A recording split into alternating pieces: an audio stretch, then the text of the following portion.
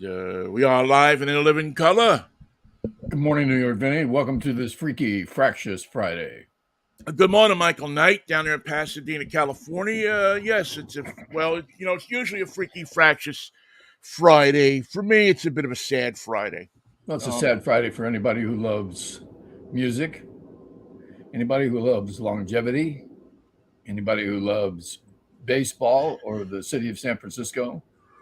Um, it's the most amazing story that you can imagine. Tony Bennett died today. Now, he was 96, so that's not a surprise. But he carried a song with him since the 50s. It was so insanely popular that a Georgia bartender said, if you ever record that song, I'm going to buy the first copy. And the song was I Left My Heart in San Francisco, written by two guys who had never written a song together before, who were unknown at the time, who used a revolutionary construction, including the old verse in front of the song. And it became a song that, I heard it today. I cried like a baby. yeah.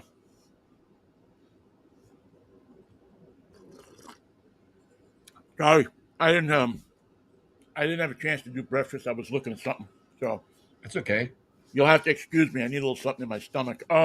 Do you have good scones? They're okay. They're blueberry. That I did not expect. Yeah, blueberry stones. I mean, they're above average, but not much. Um, I took my, as we were talking about the other day, I took my medicine this morning, and if I don't take my medicine, if I don't eat after I take my medicine, I get sick. I get like I got to lie down on the bed sick. So, Yeah. Well, we don't because I'm need taking 9 different kinds of medicines, but that's we don't need any of that. Tony. We're gonna have well. What I love most about it is he put there goes the kitty. That's Tony. That's the Tony Bennett Memorial cat. He's wearing his Tony Bennett Memorial Fairmont Hotel tuxedo. The great story about Tony is that he started with a great voice. In fact, if you hear his voice on Spotify or something, go back and play one of his early albums. He was a stone tenor. He did not have all the color and the range that he had as a later man. And one of the songs that I remember by him was "Rags to Riches" was the song. It was the standard of the time, and he sang it as in the key that Pavarotti would sing it in. I know I go from rags to riches. And he was up there, wide open voice, singing with great control and extraordinary power, and the Bennett sound. I mean, he had a sound all to his own. Yeah. Much as listen, the three great Italian singers of the day, Dean Martin, Frank Sinatra, Tony Bennett. Francis over there. Yeah. They each had such a unique style. I mean, Dean was footloose and fancy free. Yeah, and Francis funny. Albert was his trademark, was a phrasing that nobody else had or nobody else would be successful with. He had a way. He just had a way of taking words in a song and accenting them, straightening them out, moving them around, putting a note in a song where it didn't belong. And he would mess around with it to the point where he would create a new interpretation, a new mood, a new way to think about the song. And he was unafraid to do that. And Tony probably was the most technically best of all three. Well, you're right. In fact, I Yeah, listened to the notes in the song today. I left my heart in San Francisco. There's some notes in there that are a challenge for any singer. And he hit them with a wide open Benedetto voice. By the way, Anthony Dominic. Dominic Benedetto. Yes, there you go. Beautiful name. I mean, it's all poetry. It's all poetry, the whole damn name. To illustrate how his longevity Tony Bennett sang at the dedication of the Triborough Bridge Yeah. in 19, oh boy, I want to say 36. Yeah, I want to say 1936. As a young man, an aspiring singer from the neighborhood, Yeah. he sang when they celebrated, I guess it was the 60th year anniversary of what they now call the RFK Bridge. Um, he sang at that as well. He sang at the anniversary for the Golden Gate Bridge. He sang at the anniversary of the Bay Bridge. Anytime a bridge had a birthday, you know who to call, and he'll take cash. I Get him wonder if out he there ever right got now. charged for going over those bridges. Maybe he had a free like a golden lifetime I'm Tony Bennett pass. If he was paying for his own drinks and dinner in San Francisco, he just wasn't trying. That's all I'm going to say about that. I have a great Tony Bennett story. I'll save it for a little bit later because I want to focus on Tony. But I have I think one of the greatest Tony Bennett stories of all time, maybe one of my greatest stories of all time, and it involves a person you know well, Biff, Stephen Seaweed. oh, I was going to say Biff Jiggerman. Hello, Seaweed. Yeah, it involves Seaweed, and I'm trying to raise Master Stephen Seagrave. a photo that I have of Tony. The Weed Man and the Tony Man. No. It's not No, of the not Weed Man. that. It is a photo of me standing between Tony Bennett and BB King. You couldn't find Which, anybody. You guys will have to do. Do you mind if I take my picture here? yeah, we happened to. I happened to be talking to Tony Bennett at the time, and BB King walks over, and I'm like, "Whoa!" I'm standing between millions of records. I'm standing between like an unbelievable amount of records. And so I'm in a three-way conversation with Tony Bennett and BB King, and we're talking music. What did Vinnie see? I mean, what did And I guess they had met before, but BB walked over and shook his hand. It's Tony, how you doing? And I forget if he called him. I don't think he called him BB. He called him something.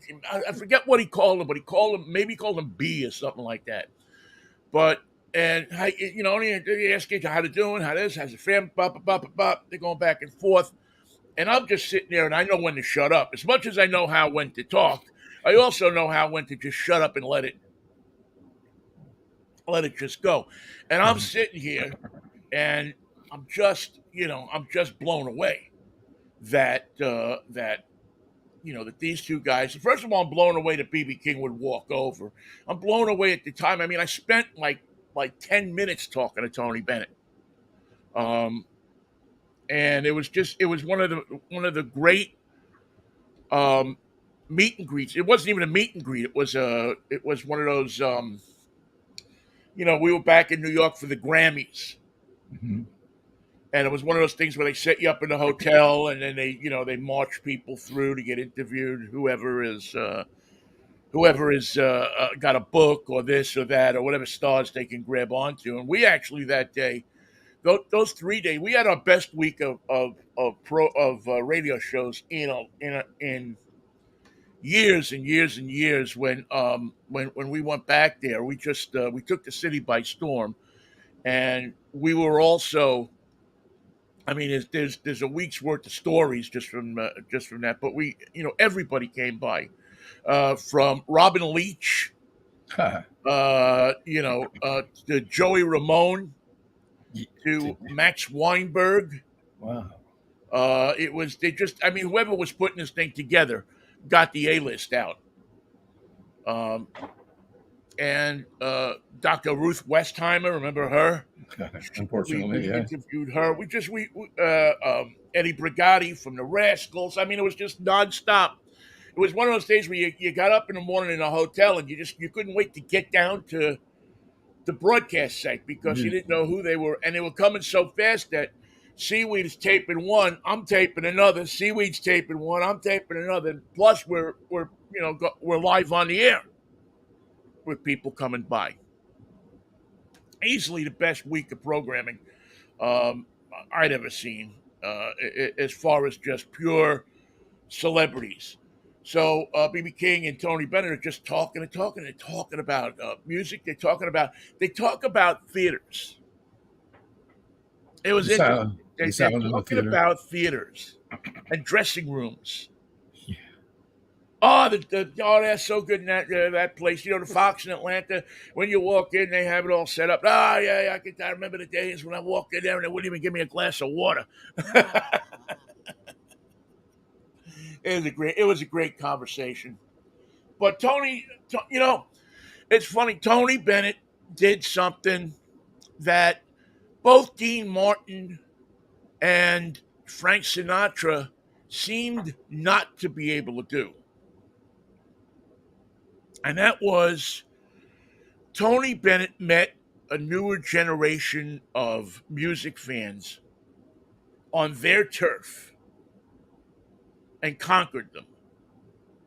His MTV Unplugged specials, the way he adapted his style to a more jazzy, more contemporary sounding kind of style, was something that both Sinatra and Dean Martin tried to do. Probably the guy who had the best success out of those three was Tony Bennett, with Dean Martin probably coming close, but not quite, because he continued to do Dean Martin, he didn't really change his style. And Sinatra just couldn't get it. I mean, he had some great songs, but if you listen to obviously one of the greatest songs Stevie Wonder ever wrote, for Once in My Life. I think he wrote that. It was that Holland Dozier Holland. I think Stevie wrote that song. For once in my life. Yeah. I mean, great. But Tony takes that and he turns that song into his. And as the MTV generation came along, he started, I mean, he was able to do what he did, but make it accessible to a young generation so that he had millions of fans that were in their 20s and 30s in the 80s and the 90s. He had a really young voice his whole life. And he was fearless because, like Willie Nelson, he knew when they got on the stage that it was his room. These people may not have come to see me, but wait. Just wait. I haven't done anything yet. Just wait till we do a few numbers, and then you're going to see something else happen. And that's how he captured his audience that was so huge and kept it forever. Right. And no tricks like duets or this. The only thing that he did along those lines was so touching. I don't know if you saw the was it last year or the year before, the special with Lady Gaga and Tony Bennett. Yeah. Where he brought her out, she escorted him out onto the stage and she sang a couple of songs with him. And when he got lost a little bit when he was singing, she would help him out. It made me love Lady Gaga so much because the intense respect that she had for him and his music was, it was just touching to see.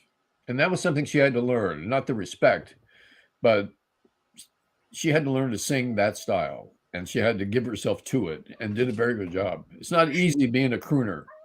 You got to have a lot of support. You got to have a lot of air. You got to have a lot of attitude, and the audience has to love you. You can't be a crooner if they don't dig you. You just can't do it. Yeah, because being a crooner not only means that you sing the song, but you connect. Yeah, with the audience, there's a certain connect. You can't be the Ramones and be a crooner. You can't be. I mean, even to the extent that Elvis Presley was who he was, a crooner in some senses of the word, but he never. I don't know that he ever had that quite that same kind of connection that Tony Bennett had. Elvis turned his ballads into spirituals. If you Yeah, and yeah, he really did. Tony could take him right to the village gate, and he did it well. And also, when I said he was fearless, I mean that sort of comes with the territory, but not always. He operated in that territory where he knew that before it was through with his first two songs that they were going to love him. How the hell did he know that? But it always works that way. It's the funniest thing. They love me every night. What's that all about? Well, as he got older, I think that I think that Tony, as he got older, did a lot of work to study what that younger audience was like. He didn't just take them for granted that okay, they're not going to like me, or who cares, or the heck with this or that or the other thing. Who cares about these kids? Tony really, in my estimation, really studied and learned what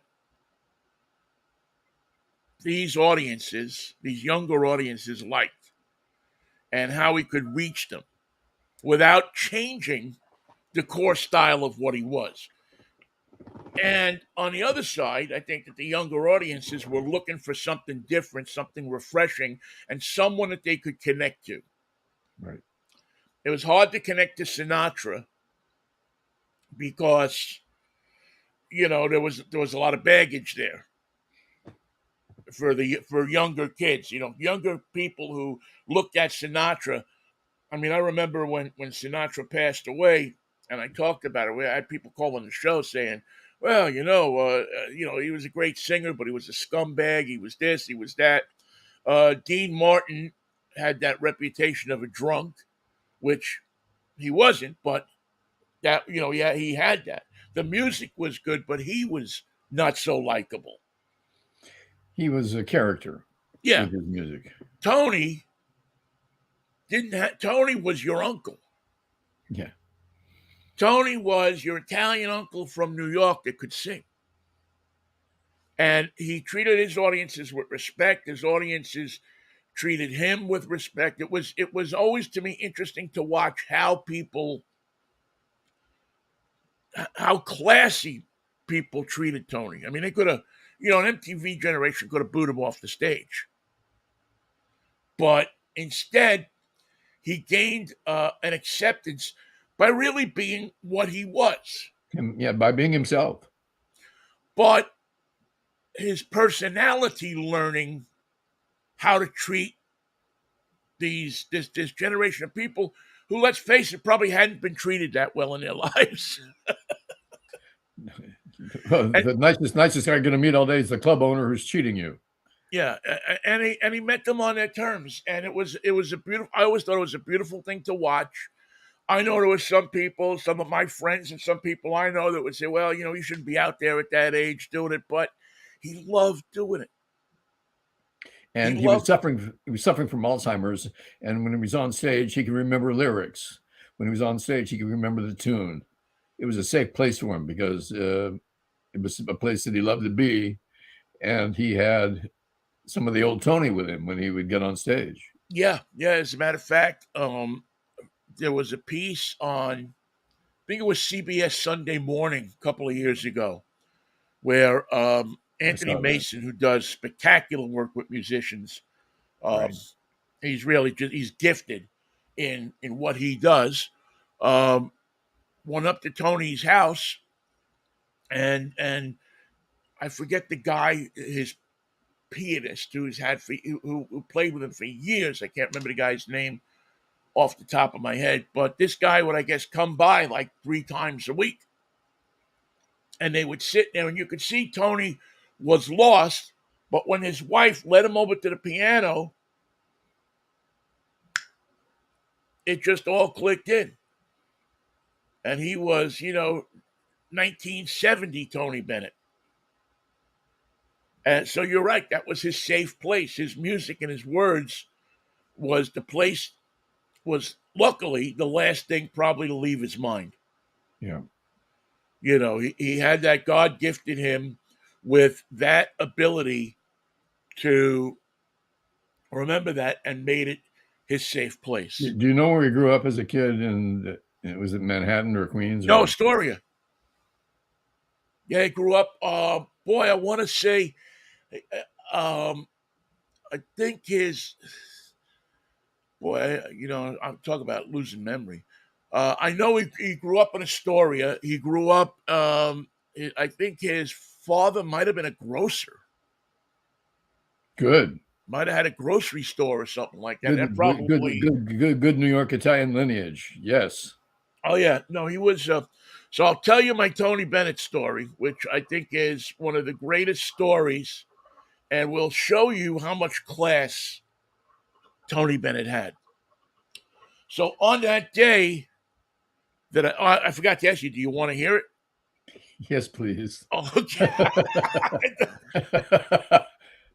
Actually, Vinny, I got something I have to do. I have to go buy a new bowling ball. I'll be All back. right, go grab that, and I'll wait till you get back.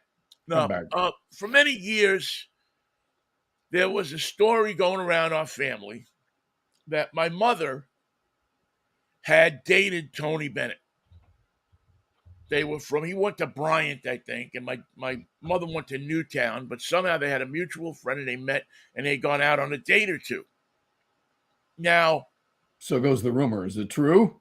so I go, so I'd heard this since I was a little kid. I'd always heard it. Anytime Tony Bennett was on TV or you heard, boom, yeah, your mother, my aunt, basically, my aunt and my grandmother who pushed this story on me. Not my mother so much, No, she was although she probably a said, little sick of yeah.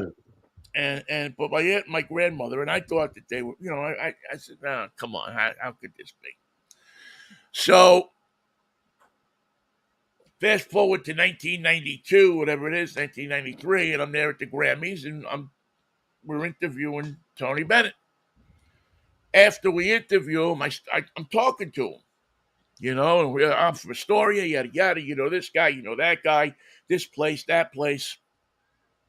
And I said to him, I got to ask you a question. I don't mean to embarrass you here, but do you remember ever going out with a woman from Elmhurst, with a girl from Elmhurst?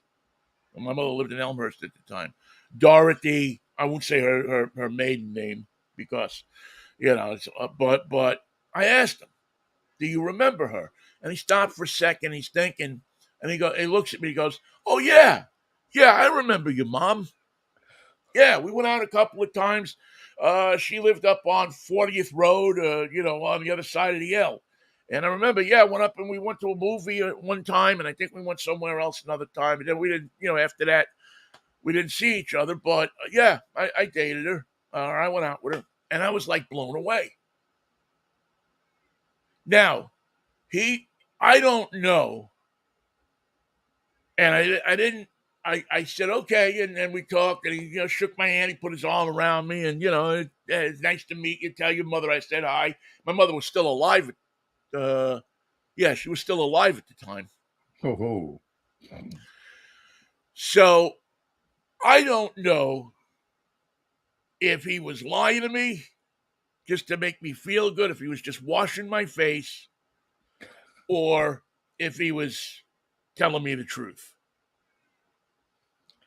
But I thought that it was one of the classiest things because he didn't say, "Oh no, I don't remember your mother. I don't, Instead, he played along with it, and he basically validated that story.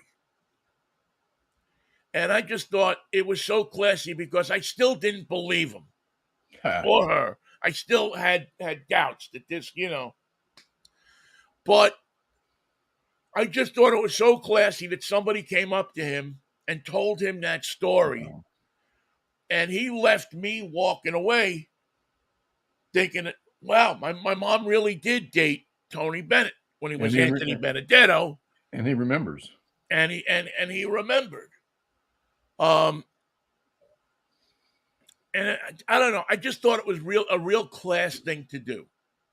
I mean, he's probably heard a similar story from a couple of hundred people at least. Well, think of all the stories he's heard like that his whole career, and he still knows how to treat his audience. Right. And he's still, without hesitation or disruption or rolling his eyes or anything, just went right into oh, yeah, I remember your mother. And I just thought that was so freaking classy. It was the right thing to say. It just, he wasn't going to, not that I was a little boy, but he wasn't going to dash somebody's lifelong dream or lifelong story. And as a matter of fact, he was going to reinforce it. Well, it's true. The whole thing happened. It went down. They went out twice. Like I said, I don't know. I don't know. Anybody who would know for sure now is dead. But on that day, at that time, he validated this story that I always thought was a bunch of family, just what people do. They embellish. She might have walked by him at a pizza place or something like that, and it turned into, oh yeah, we dated. Today you'd have to say, well, you got to show me your selfie, but there was no selfies in those days. I don't know what he wanted to be when he grew up. He must have. I mean, he wanted to be a shortstop for the Yankees, like every kid. He wanted to be something, but nature took him to this career that singing for your supper. The one good thing about it is you're your own boss. The other thing is you don't get supper till you sing.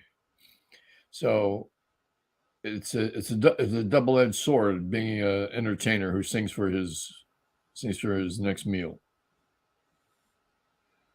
Well, and he put out a few Columbia records. My God, how long was he on Columbia? His whole career, right? Yeah. Some of the later albums, were they all on Columbia, or did they go on Concord or something? Yeah, his father was a grocer. And he had a nice diet of fruits and vegetables growing up, and he could sing like an angel. Well, my grandfather had a grocery store as well, and you're right. In the Depression, in a time of when stuff wasn't easy to come by, and war on top of it. After that, you had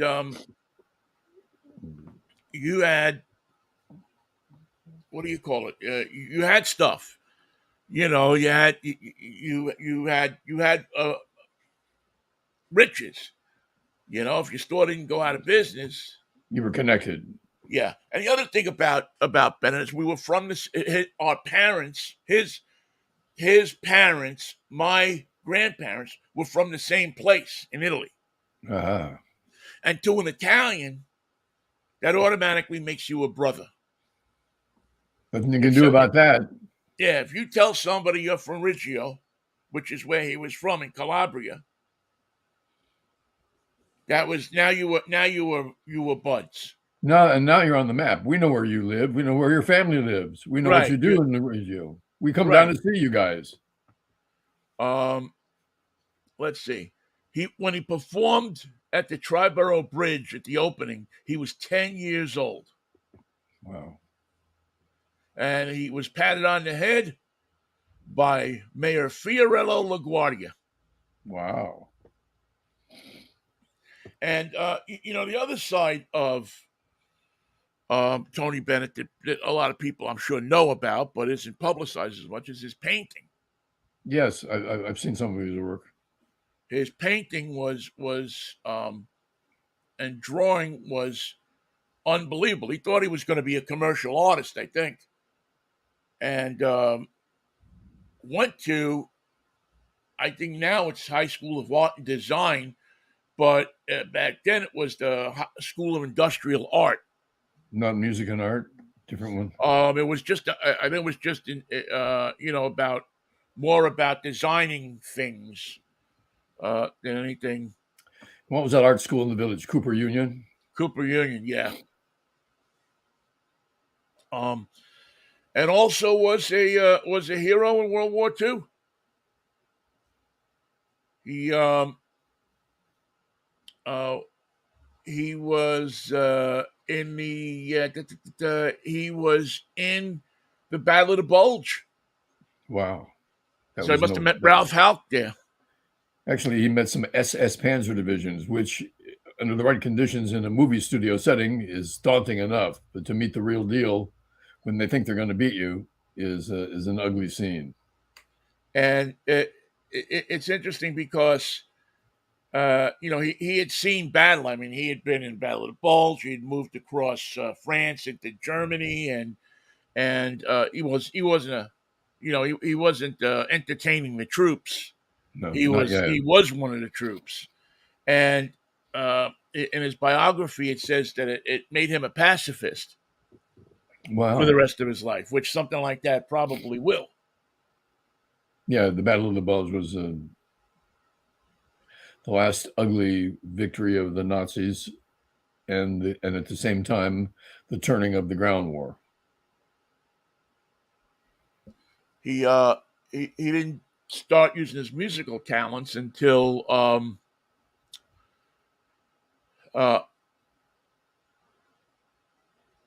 after. There's a great story here too about him. He was dining with a black friend from high school. Because New York City was not segregated. Everybody went to school together, and was demoted because of it Demoted in the army? in the army, because at that time the army was segregated. Army did not become integrated until 1948, I think it was. Truman signed the order to integrate the army. I think it was in 1948 or 49. If you were black, you fought with. Um, if they let you fight, most of the black soldiers were put into stevedoring and that kind of stuff. Well, they had plans to make them fight because all those black units had white officers. They knew where they were going and what they were going to Yeah. do. So anyway, he got reassigned to Graves Registration, and then sang with the army band after that. And it was, he was. It was, it was an early sign of, I don't know, that he. It's funny. There's so many Italians that I knew growing up that were so prejudiced. It was horrible. But there was also a lot of Italians who understood what black people were going through and empathized with them and sympathized with them Yes. and became friends with them because the Italians had gone through the same thing, but 20 years earlier, of being, not if you want a city job, you got to become a garbage man. Or if you want this, you want that, you got to, you're barred, you're Italian. You might as well be black. And I think he was one of the guys, along with Sinatra, who realized that you had to be that there was no difference. And I guess being in the musical world probably would tell you that, because so many good musicians. So I don't know. It's a sad day for not an unexpected day, Michael. No, not when you're 96. That's a long road. Yeah. Um, I would like to know, as a young kid, did he know he had the talent? Did he know he had the gift? Because there were plenty of people to study with in New York, but a lot of the great voices that were going to inherit the highest ranks of the pop generation that they were part of didn't go to singing lessons. They had their style. They had their experience from the road. They had their voice, and they knew what they could do with it, and they knew that it had to be there at the end of the day. Where's your lunch? I don't know. Keep your eye on your stuff around here. yeah. You got to know where your lunch is. You got to know where that bag is. Well, I guess when he got out of the army, he signed up at the American Theater Wing. He took his GI Bill education, and he was taught the bel canto singing discipline, which a lot of Right. people say um, helped his voice in later years. I don't know exactly what that is, but I guess it softened his voice. And he was warned as he started to get into his singing more and look at it as a profession, he would imitate style and phrasing of people's instruments. So he would like do Stan Getz's saxophone, Art Tatum's piano, um, and was actually uh, discovered by Pearl Bailey. Really? Well, She was playing her down husband in was a band drummer, yeah, Louis Belton. and she was playing down in Greenwich Village, and um, in the audience was Bob Hope, and because he opened for Pearl Bailey in the Village, Bob Hope is in the audience. He sees Tony Bennett and or Joe Barry, as he went by in those days, saw him and invited him to go on tour. Wow. And that's how he got discovered back in 1947, 48, something like that. And the rest, as they say, is history. Got signed to Columbia Records by Mitch Miller, who told him one thing: don't imitate Frank Sinatra. We already Yeah. have an Italian crooner. Well, that's good advice. It's good advice. Yeah, I would think it would be. And for all the hokiness that I associate with Mitch Miller, his experience and the depth of the people that he worked with at Columbia Records was probably unlimited because they had everybody. They didn't have 20 labels and subsidiaries. If you were on the Columbia Records, you were on Columbia Records, and your record came out right around the time Tony's came out, and right before Simon and Garfunkel came out. Yeah, there was no. They were the number one record company. Yeah, they're bloody huge. And they had the radio stations and the apparatus to make it click for you.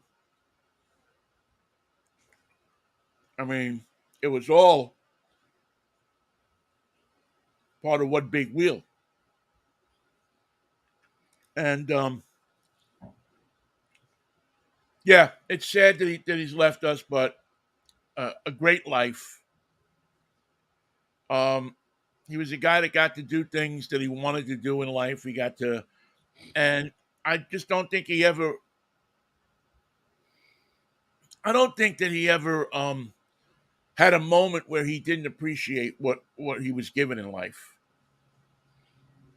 And there are so many layers of construction to his architecture from when he was a kid to his time through New York to his service and long service as an international star who would be recognized in any country in the nation, any country on the face of the earth, I would imagine. And if you didn't know who he was by looking at him, he'd sing "I Left My Heart in San Francisco," and then you would know. Oh, that's that guy. Yeah, he had the key. He figured out the key to longevity, man. I mean, he really. Well, he had that combination, Vinnie, of power because he had a great, powerful voice, and he could mix emotion with it in a very convincing way. And he would just inhabit the song. Easier said than done. Also had one of my favorite album covers of all time. The I Left My Heart in San Francisco album cover. He's sitting there in a Giants hat. Yeah. The funny thing was about that title, when he first heard that song, they were going to use it as a B song for "I Want to Be Around," one of his big hits. And it was his big hit. But it turned out to be not the biggest hit because his biggest hit was on the other side of "I Want to Be Around." And I'm fascinated by it because of the way it's constructed. The song, in terms of classical Lieber Stoller pop construction, is simply not right. It opens with a verse. After the verse comes this exploration of San Francisco, but not in terms of anything it does, but how it lacks how it has a better situation than all the other cities. I've been alone in Paris. I didn't make it in Manhattan. It was Rome is of another day. But, and then comes the magic. That's where everybody falls in love with the song when he tells them about San Francisco and the little cable cars. Well, they lose their mind. Yeah. They What a lose their great mind. line where little cable cars climb halfway to the stars. I mean, Yeah. if nothing else, it makes you want to get on a plane and go to San Francisco.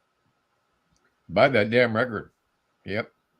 I mean, and it's funny because I Want to Be Around is one of the great revenge songs, But it's happy. but it's happy. Yeah, It's an up song. it is. It's funny how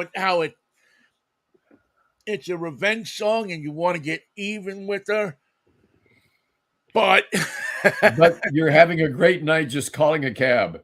I'm just sitting here in the bar, getting pounding them down, and I'll see you. I just want to be there when we pick up the pieces, okay? And that's when I'll discover that revenge is sweet. Yeah. Oh man, yeah, he was. Yeah, he was great, man. It's another gift from the world of Italian tenors. I mean, most of them we think of in terms of their operatic background, but the ones that could sing pop music had their own way of using their strength as an Italian tenor to sell their goods to a modern day pop audience in the early 50s. And he did that well. He did that consistently. And he could have sung light opera. I think he had the sustained power to do it. And I'm probably sure he did some of that too. But you don't want to go messing around with Nessun Dorma until you're ready. Yeah, probably not. Did you ever see him live? No, I never did. Yeah, I got to see him at. He sang at the All-Star game gala in '84.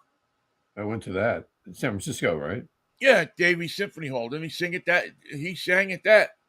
Ella Fitzgerald and then Tony Bennett came out. I think it wasn't Roy Firestone who was hosting. I can't remember who, but he was at that.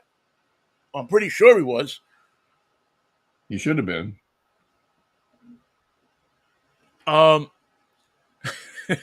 He was a fill-in for the Perry Como show. Do you know who one of his partners were in that? He was a summer fill-in for the Perry Como show. He was, the Perry presents Tony Bennett. J.P. Morgan. Wow. I Remember J.P. Morgan from the Gong Show? Yeah, he was a wild child. She was a siren. They used to call them sirens. Son, you don't see it right now because you're looking at the siren, but there are rocks all around you, and those belong to the siren as well. Yes, they would. She was. He worked with her, and then again throughout the '60s. I mean, he had, everybody was paying attention to the Beatles and everything, but he found by the time the '80s, '70s, and '80s roll around, he found his lane. He did the Vegas stuff, but then in the '90s. Once again, navigated that lane and came back, to be, again, the MTV, the fact that he got picked as like kind of the darling of MTV didn't hurt. A tribute to him. The chances that he took doing something like that never seemed to backfire on him. You can get a lot of guys out of their depth, and they're just. Even Tom Jones, you get a real rocker singing with Tom Jones, and he starts moving his hips, and you just said, Tom, don't do that. For crying out loud, you're chewing on the scenery. Let's just try and concentrate on the song. You don't have to do your pelvic thrusts through every verse of this tune. You do not have to. And Tony, see, was so natural. He never fell victim to trying to be somebody that he wasn't or trying to appear to be something that he couldn't be. He was right there and it's is as honest and as uncluttered as any singer and any major singer. He simply had it all together. He could summon it and just stand by the piano. I would like to have asked him what was more fun, singing with 30 horns behind you, or singing just with the rhythm section, piano, bass, and drums. It was, yeah. There were, I would, yeah. He was, but he could do both. He could just Oh hell yeah! step between both genres. Uh, One of the other things about Tony Bennett, um, was that he was a big part, uh, as many entertainers were in those days, in the civil rights movement. I mean, again, Mhm. going back to his experience in the army, he participated in the Selma to Montgomery marches, and um, it's there's a little story here in the biography that I'm reading is he performed in it. There was a big concert, Stars for Freedom, where many people, I think Yeah. Sinatra was there, that was held the night before Martin Luther King's "How Long, Not Long" speech.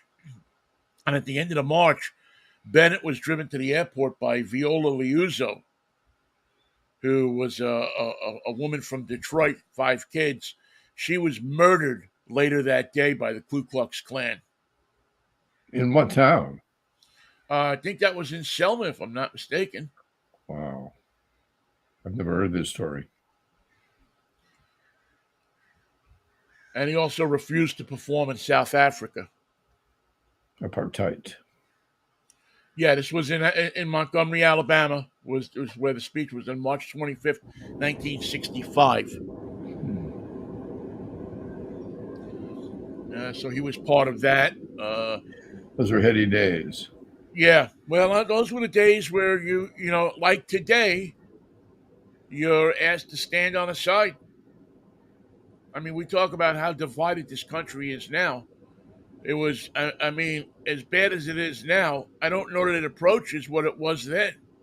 Except the difference was is back then we had strong leaders on both sides who would say that this is wrong, that this needs to change, And music can help.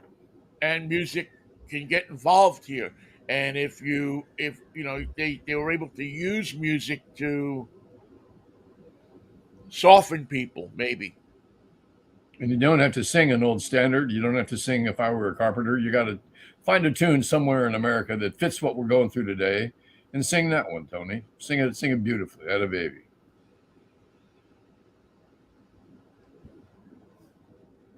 Oh man, yeah, he had some life, and I guess his son was instrumental in putting uh putting his career back together. His son Danny, um, I guess, got him booked on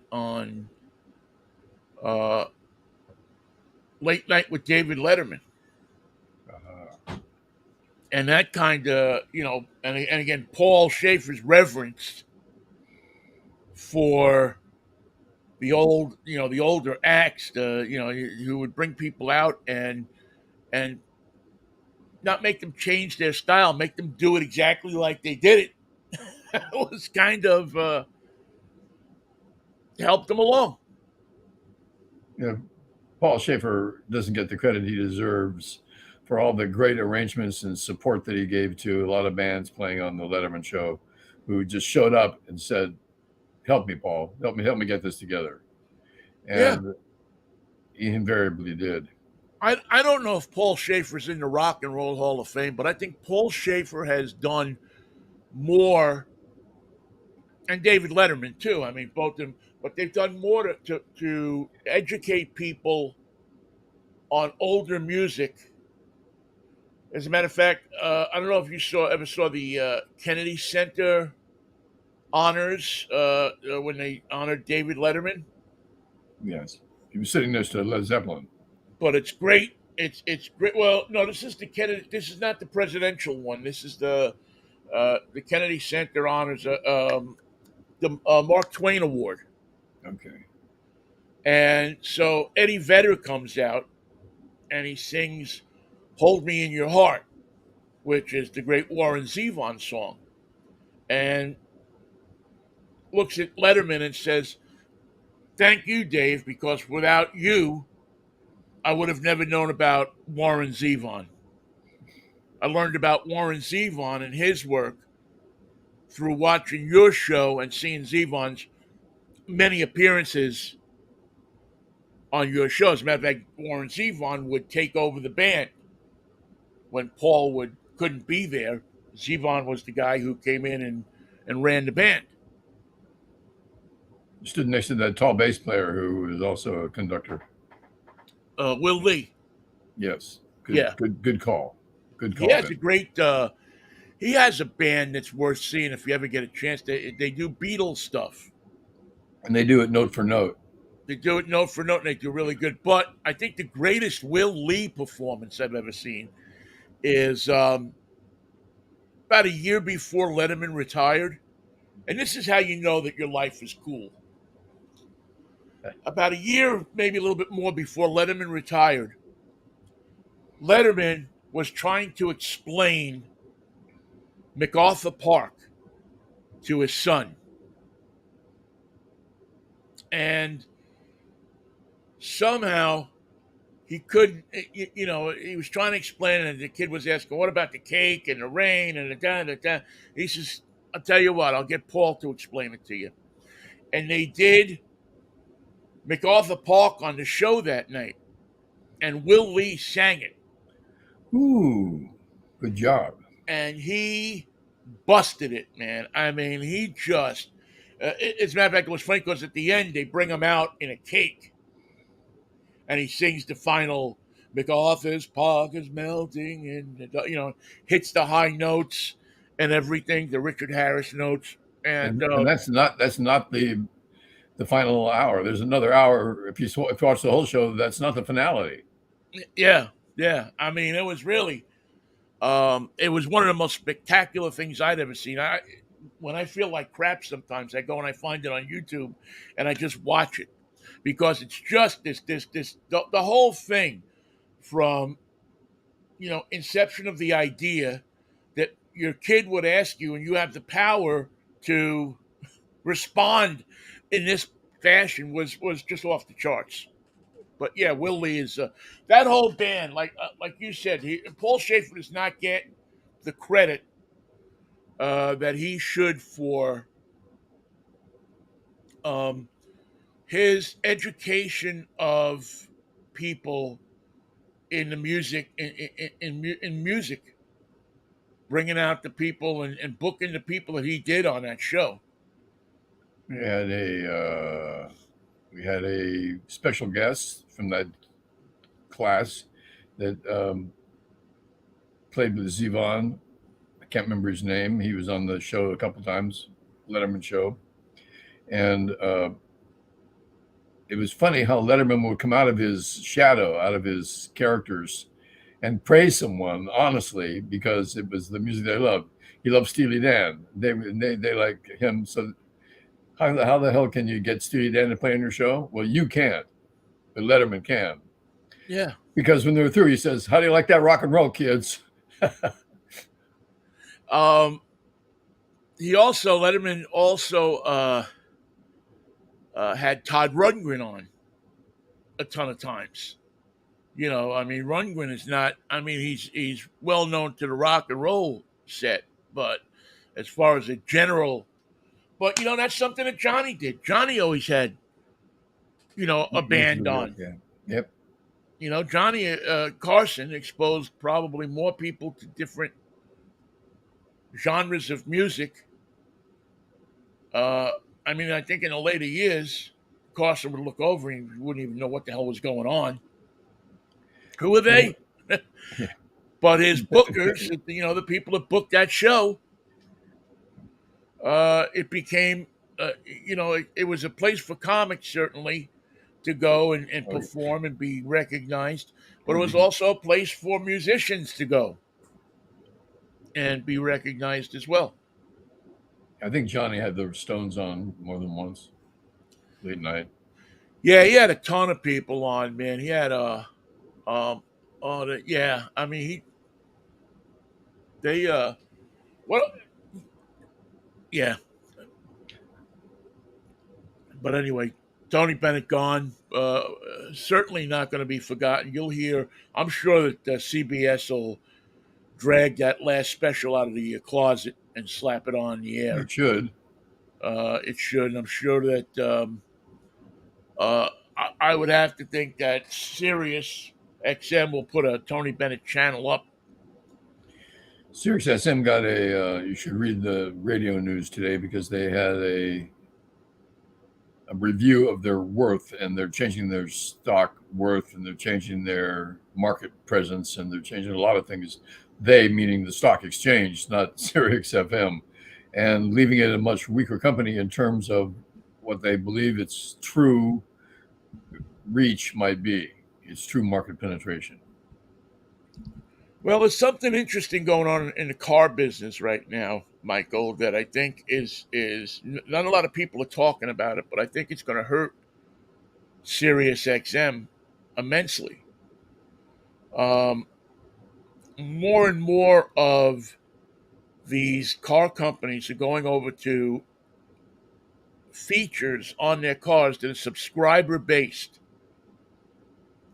If you have a GM car and you buy the car with Super Cruise, you have to pay $9.95 a month to use the Super Cruise in the car that you just bought Why? because it entails a service that GM, a satellite service that General Motors, and by watching people sign up for Sirius XM, they realize now that people that own cars will subscribe to services above and beyond what make the car run. So you have to make the Super Cruise work. You have to have OnStar, and OnStar will, will make them will so OnStar is I don't know, it's $9.95 a month or whatever it is, but more and more car companies are coming out with these different services. If you want this, you want that, you got to pay per month, and I think that somewhere down the road, people are going to have to, I mean, there's only so many 9.95s a month that you can get taken out of your check without you knowing about it or remembering it. Colonial Penn, $9.95 a month, Vinny, for Yeah, you. until all those 9.95s a month really hit the fan. And I think that that's something that forecasters are looking at and saying, well, what do I want in my car? Do I want the Super Cruise for 9.95 a month, or do I want XM satellite radio in my car for 9.95 a month? You know which one's going is the satellite radio because I you would think so. have now in your phone Spotify or YouTube Music or Pandora or Right. whichever music service, or at the very least, you have your music that you put in there and you can listen to.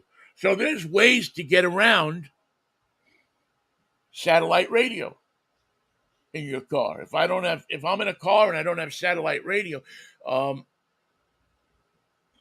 I just punch up my Pandora and I'm listening. Most of these cars come equipped with satellite radio, but there's so many options out there now for music Yeah. that I could see where if I were serious, I would be worried. If you were serious, you'd be worried. If I was Sirius XM, I'd be worried. I think they do have something to worry about. Well, let's just take a quick look at my notes here today and see if anything. Oh, Matt Damon is going around doing press conferences for Oppenheimer. He plays one of the generals that set the thing together. Yeah. And they said, you're not famous, but well known for picking your own roles. You don't have an agent do it. You don't have a conglomerate of advisors do it. You read the script. If you like it, you commit. If you don't like it, you send it back. If you like it but don't think it's for you, you recommend somebody else. What's that all about? And he said, well, it cost me once. He said, I got offered the job as the lead male entity in Avatar. And to get me to sign the contract, James Burrows gave him an opportunity to share with the profits, which is never done in Hollywood. That means you get a percentage of it as it goes. Yeah. And as it goes, that percentage stays, but the income continues. And he turned it down. And he said the estimate of what he really turned down was $250 million. But he had a movie that he wanted to make instead. He had a movie that he liked better. Well, it's an interesting actor that can look at that decision and that outcome and say, what are you going to do? Well, I was just going to say, I mean, even though it's $250 million, I don't think he's hurting. I think he'll be fine. Yeah, I think he's gonna. His checks aren't going to start bouncing because he didn't take that 250. Him and Ben Affleck have carved pretty nice careers out of themselves from starting as what did they start as? Was it Henry Weinhardt's or was it Sam Adams contest? Yes, Sam Adams. Sam Adams, yeah, that had a young filmmakers contest, and they got together on a film, and somebody at Sam Adams saw their talent. Well, that's a great story. I hope it's true. Oh, what about the Sam Adams thing? Yeah. Oh, I think it is. Yeah, I think that's how I think they were the first winners. They do that. I don't know if they still do it, but for a while they were doing that young filmmakers thing. You would enter a film, and if the film they thought had potential, they would give you the money to make the film up into something better and get you introduced to people. And I think Damon and Affleck did a film together, and before Goodwill, right? Oh yeah, way before. Oh yeah, definitely way before Goodwill. This was probably in the middle '80s.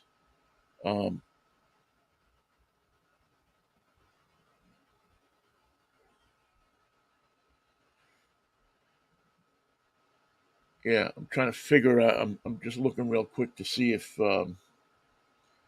it's in his bio. Yeah, both of them are. Well, I always get a kick. I always get a kick out of the whole him and Jimmy Kimmel thing. Pretty clever. Yeah. It all started because of Matt Damon could not believe that Jimmy Kimmel had Sarah Silverman for a girlfriend. She couldn't believe that she didn't have Matt Damon for a girlfriend. It was a great triangle of love, hate, and hilarity did ensue. I'm trying to see if doobie doobie doobie doobie doo. Doobie doobie doo. Yeah, I don't see it here off the top, but I'm going to read Vinnie, it. tell me about your show tomorrow, your Saturday special. Yes, we're going to do a Saturday special tomorrow because that's what we do every Saturday morning from 8 to 9. We will be talking about, because the show is named Drive Time, so oddly enough, we talk about cars on that show. I'm riding around in the biggest hunk of Mazda I've ever seen. Is it a double hunk or a single hunk? It's almost a double hunk. It's a Mazda CX-90. It's their new big SUV, and it's quite a car. I got to admit, Mazda is trying to transform themselves into a luxury brand. You don't want to be your budget sedan anymore. Yeah, they're still going to have budget sedans, but they want to go for that upper luxurious SUV corner of the market, and they seem to be doing a nice job of it. I mean, I've driven this Mazda is spectacular, and we'll also have what else will we have tomorrow? It's a pretty damn good guess what else we're going to have. We'll have our cartoon, which last week we had the Kinks. We did a gallon of gas. And so we'll have that, and we'll also have a review of the Honda Pilot Trail Boss, no, Trail Sport. Well, speaking of new things for the weekend, and this would fit with you, Barbie's coming out and Oppenheimer's coming out. Now, these are not two films this is like a tank and a Volkswagen being issued on the same day in the car business. They're going to compare them together. And right now, Barbie and her pink Corvette is in the lead by interesting amount. Let's see. Barbie has 1.8. Barbie has $22.3 million in advanced sales. And Oppenheimer has 10.5 million. So it still pays to be a babe with a pink car if you want to be a hit. We did a history of the Barbie car last we week did. on the show. We did. We did a we went back and we looked at, for, like we were talking about last week. Most guys remember their first car by the actual first car that they got. Women remember, bless you. Excuse me. Women remember their first car by the first Barbie car that they got. The Barbie car introduced in 1962, and so we'll do. I'll look to see what Oppenheimer drove. That's a real good question because they were accurate. I don't know. I'd like to know what everybody's driving down there in New Mexico when they're making bombs. Probably a Tucker. Or an International Harvester. Yeah, well, it would have been a little early for a Tucker, but certainly not a Volkswagen. I bet there was a Studebaker or two. Yeah, they brought Warner von Erhard over, but they didn't bring his Volkswagens or Porsches. So Nazi schmatzi, says Werner von Braun. All right, Michael. I will. I don't. You know what? I don't know if I'll be here Monday because we have our. I'm going to. Speaking about older musicians, I'm going to see Willie on Sunday night, and you might be in custody. So I might be in custody on Monday. We'll have to kind of play it by ear and see if I can get an internet hotspot out in the middle of Oregon. Oh, Oregon, that state that's quite between Spolpakia and Oregon. Exactly, Oregon. So I'll send you an email or something to let you know. So hopefully we'll see you Monday, if not Wednesday. But have a good weekend, pal. You too. Have fun at the Willie Show, and maybe I'll get some sleep tonight, but no guarantees. Get some rest, my friend. Get some rest. Okay. All right. We'll see you Monday, hopefully, if the Lord's willing and the creek don't rise. Until then, peace, love, and Manischewitz, baby. What a wine. See you, Mikey. See you, Vinnie.